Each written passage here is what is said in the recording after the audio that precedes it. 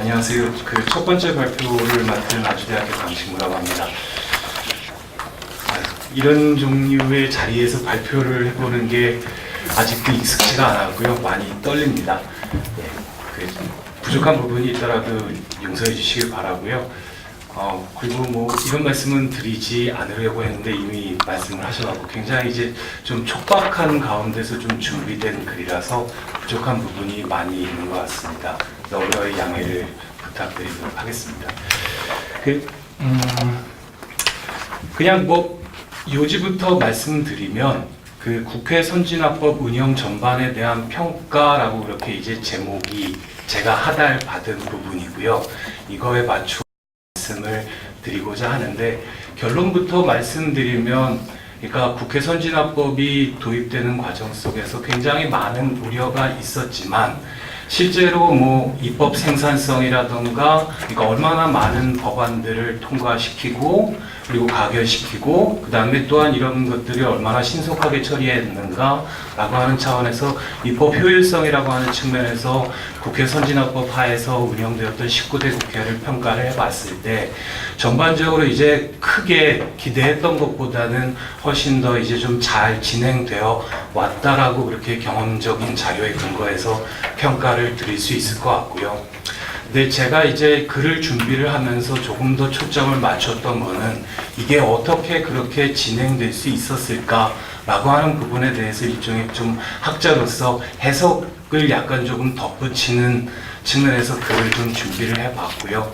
그런 측면에서 어떤 조금 20대 국회는 또 19대 국회와는 또 다른 어떤 변화의 어떤 조건을 제시를 해주고 있고 이러한 어떤 변화된 상황 속에서 어떤 부분에 대해서 고민을 하고 우려를 해야 되는가라고 하는 거에 대한 생각을 조금 정리를 해봤습니다. 근데 이제 좀 뜬금없이 이제 좀 말씀을 시작하려고 하는 게 아마 국회 선진화법 얘기를 기대를 하셨을 텐데 조금 다른 어떤 나라 얘기를 먼저 시작을 해보려고요.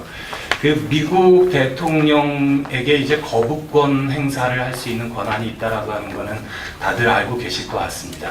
근데 이제 그 거부권 행사와 관련해서 이 거부권이 언제 어떻게 이제 자주 행사되어 왔는가라고 하는 부분을 이제 연구를 했던 사람들이 있는데 이런 사람들이 이제 그동안 밝혀왔던 것 중에 하나가 굉장히 재밌는 것 중에 하나가 거부권은 그러니까 단점 정부의 경우보다는 분점 정부의 경우에 이제 더 자주 사용이 되어 왔다라고 하는 것과 그 다음에 이제 또 하나 재미있는 현상 중에 하나가 거부권이 행사되는 어떤 빈도를 갖다가 봤을 때 대통령의 임기가 시작되는 해보다는 대통령의 임기가 끝나가는 거의 마지막에 있어서 거부권이 자주 행사가 되어 왔다라고 하는 어떤 경험적 자료가 있습니다.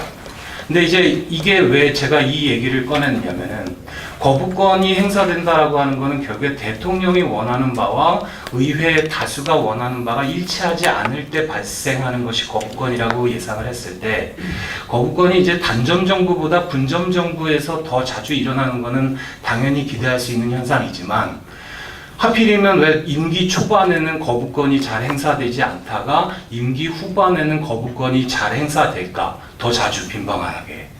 이런 부분은 어떻게 생각해보면 기존의 거부권 행사의 이론으로서는 잘 설명이 안 되는 부분이거든요. 그러니까 뭐냐면 서로 상대방이 원하는 것이 뭔지를 모를 때는 그런 불확실성이 있기 때문에 오히려 더 임기 초반에 서로 모르는 상태에서 거부권이 자주 행사될 수 있지만 나중에 가서 서로 상호작용을 하는 과정 속에서 서로 원하는 부분을 잘 알게 되면 그거에 따라서 타협이 이루어져서 임기 후반으로 가면 거부권이 더 행사가 되지 않을 것이다라고 생각할 수 있는 게 일반적인 입장이었거든요.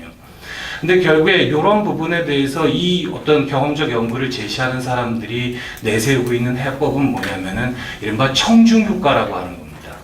그러니까 뭐냐면은 어떤 대통령이 원하는 바와 어떤 의회가 원하는 바가 있을 때 결국에 이러한 어떤 서로 간의 어떤 이해가 일치하지 않는 부분을 가지고 협상을 한다라고 했을 때 대통령의 임기 초반에는 결국에 의회의 입장에서도 어떤 법안을 대통령에게 제시하고 이것이 이제 대통령에 의해서 거부가 된다라고 하는 것보다는 적절한 타협점을 찾아서 어떻게든 현상을 자신한테 유리한 쪽으로 끌고 오는 게 훨씬 더 유리할 수가 있거든요.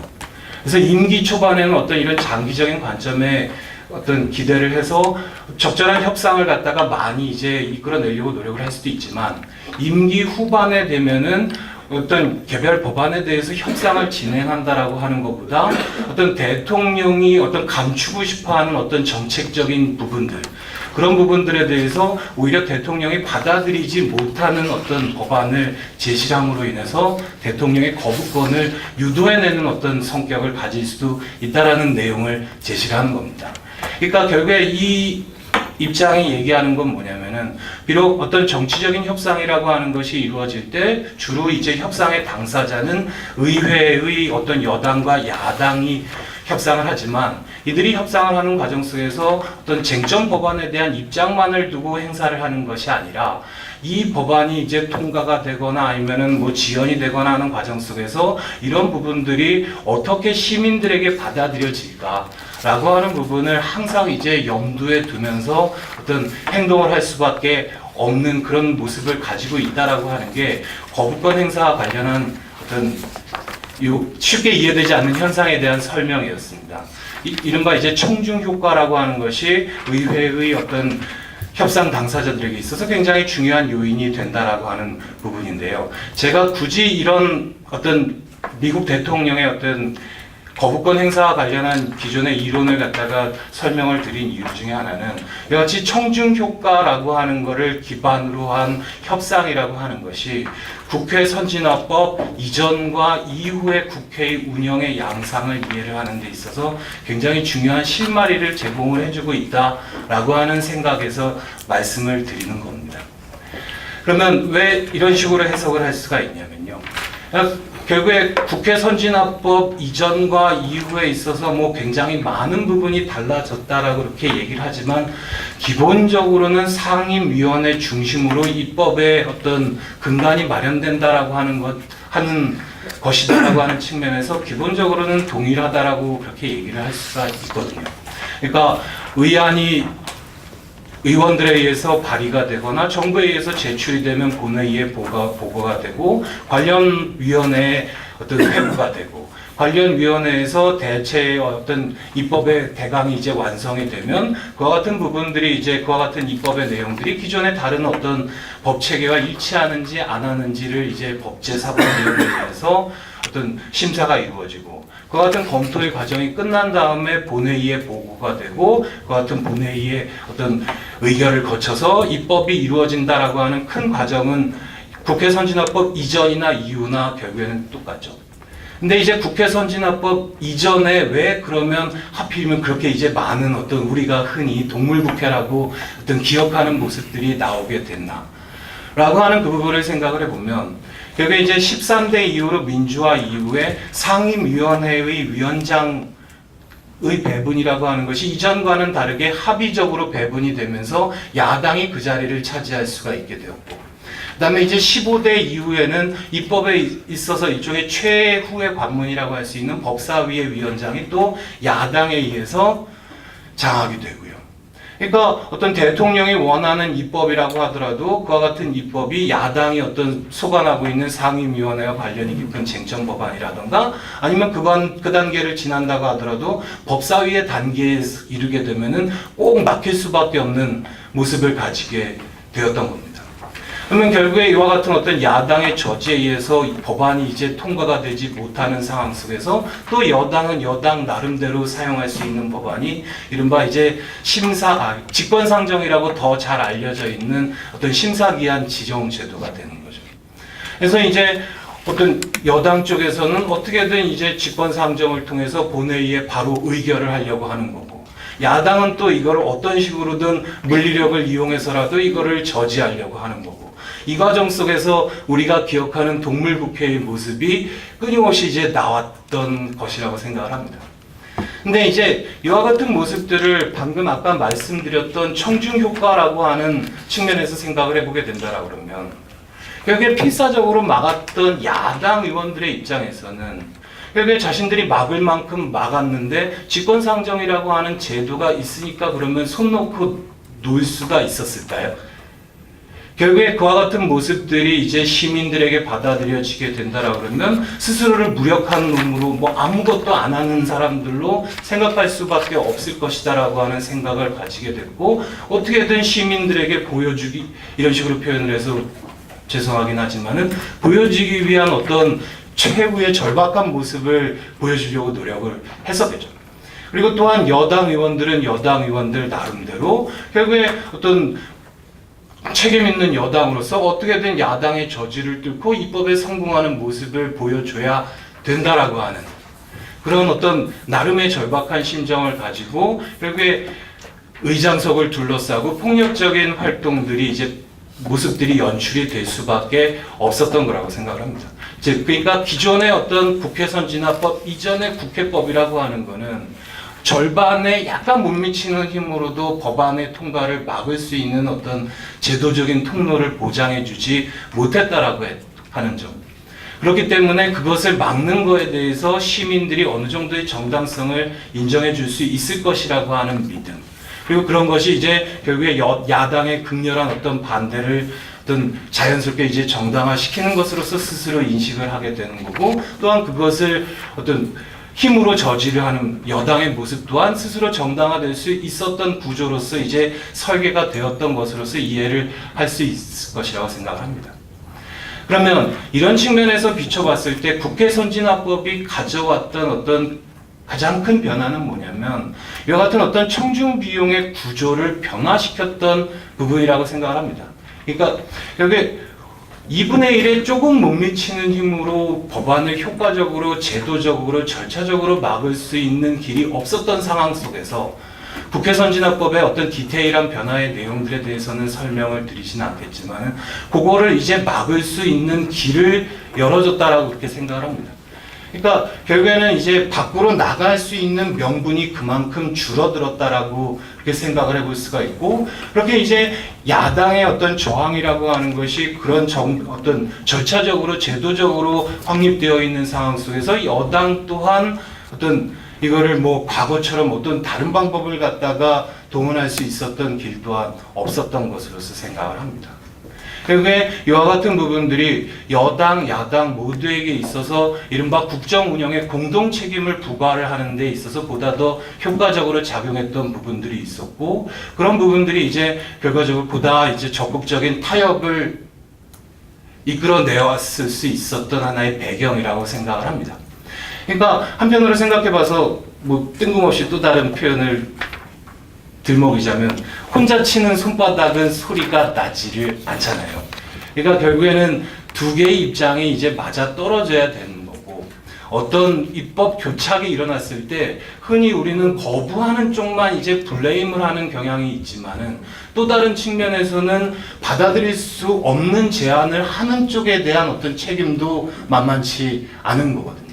근데 이제 국회 선진화법의 어떤 변화라고 하는 것이 청중 비용의 변화를 일으켜왔고, 이것이 이른바 어젠다 세터로서 어떤 역할을 하는 집권 다수당의 입장에서도 보다 더 적극적으로 타협안을 모색할 수 있었던 하나의 계기를 마련했던 것이 어떤 국회 선진화법에서 우려했던 것보다 더 이제 원활하게 운영이 되었던 하나의 배경이 되었던 것으로서 생각을 합니다. 그러면 이제 시간이 뭐 거의 다 됐으니까 그런 정도로 말씀을 드리고요. 그러면 마지막으로 그 19대 국회와 20대 국회에서의 어떤 차이라고 하는 것이 지금까지 말씀드렸던 상황 속에서 국회 선진화법 하에서 국회가 운영이 되는데 어떤 함의를 가지고 있느냐. 국회 선진화법의 내용을 가만히 뜯어봤습니다. 그랬더니 어떤 부분이 눈에 드러나냐면 기존의 국회법하에서는 2분의 1로서 많은 부분을 움직일 수 있었습니다. 2분의 1 조금 더 많은 숫자로.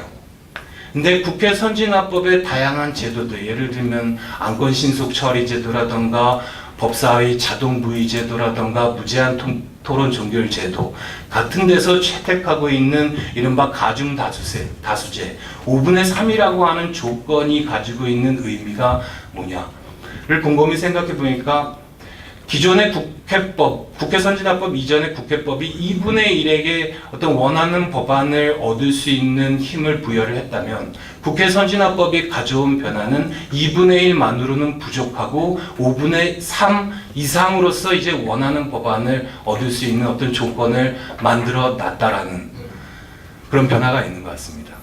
근데 이제 이게 19대 국회에서는 결국에는 여당과 야당이 2분의 1과 5분의 3 사이에서 경계가 갈렸거든요.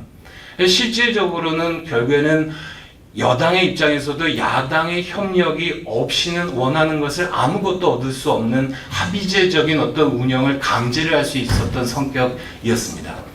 근데 이제 20대 국회가 되면서 변화가 될 수 있는 가능성은 뭐냐면은 어떤 제도적인 틀 속에서 5분의 2를 배제할 수 있는 길이 열리게 된 것 같습니다. 그러면 아무리 선진화법이라고 하더라도 5분의 3 이상이 5분의 3 이상이 원하는 것을 얻어야 되는 것이 법적인 제도적인 절차로서 이제 정당한 것일까? 라고 하는 부분을 생각해 봤을 때 조금 굉장히 좀 조심해야 되는 부분이 있는 것 같습니다. 여기 문제는 2분의 1에 못 미치더라도 어떤 배제하지 않는 것이 기존의 19대 국회에서 국회의 운영의 성공을 기약할 수 있었던 거라면 5분의 2라고 했을 때 그것을 제도기 때문에 배제해야 된다라는 식으로 이제 움직임이 이루어지게 된다라고 그러면 결국에 5분의 2에게 있어서 더 이상 제도의 틀 속에서 남아서 어떤 타협을 이끌기 위해서 노력해야 될 명분이 그만큼 줄어들게 되고 결국에는 이들은 다시 또 밖으로 나갈 수 있는 가능성 또한 존재한다라고 생각을 합니다. 청중 비용의 입장을 생각해 봤을 때. 그래서 이러한 부분들을 고려해 봤을 때 결국에 단순하게 5분의 2라고 하는 어떤 수치적인 계산에 얽매이는 것이 아니라 계속 어떤 합의를 추구를 하는 어떤 모습을 유지해 나가는 것이 조금 더 지금의 우리가 봐왔던 조금은 더 안정적으로 운영되는 모습을 기대할 수 있는 하나의 길이 아닐까라는 의견을 조심스럽게 제기해 봅니다. 이상으로 마치도록 하겠습니다.